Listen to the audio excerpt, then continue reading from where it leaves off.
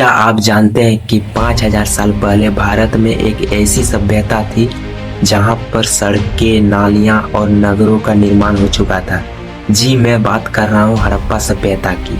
Harappa civilisation दुनिया की सबसे प्राचीन सभ्यता में से एक मानी जाती है और इस सभ्यता का सर्वमान्य समय काल 2600 ईसा पूर्व से लेकर 1900 ईसा पूर्व तक माना जाता है।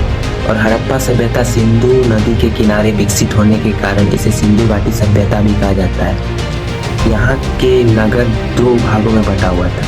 एक था ऊंचा टीला जिसे दुर्ग कहा जाता था और दूसरा निचला शहर। और इस सभ्यता के सड़क एक दूसरे को समकोण पर काटती थी, यानी कि सड़क ग्रिड पैटर्न से बना हुआ था।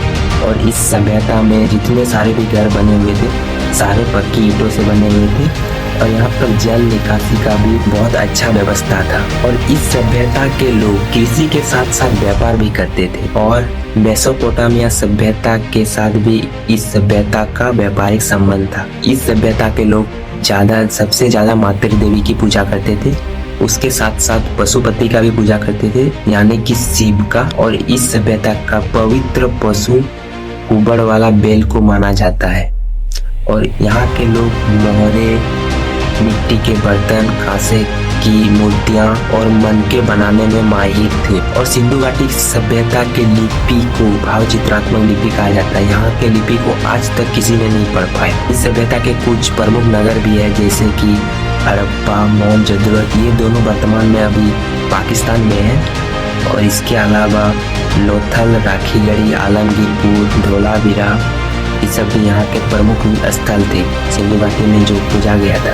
और यह सभ्यता माना जाता है कि 1800 ईसा पूर्व के आसपास पतन हुआ था इस सभ्यता का। और बहुत सारे इतिहासकारों का अलग अलग मानना है कि किसी का कहना है कि ये बाढ़ के कारण इस सभ्यता का पतन हुआ है, किसी का कहना है कि जलवायु परिवर्तन के कारण। जितने भी इतिहासकार हैं सभी ने अपना अलग अलग मत दिया है इसमें। और इस सभ्यता का खोज सबसे पहले दयाराम साहनी ने किया था 1921 में। अगर ये वीडियो आप लोगों को पसंद आया हो तो लाइक, कमेंट एंड चैनल को सब्सक्राइब कर लीजिएगा। और इसी तरह का और एक नए वीडियो के साथ फिर मिलते हैं, तब तक के लिए बाय।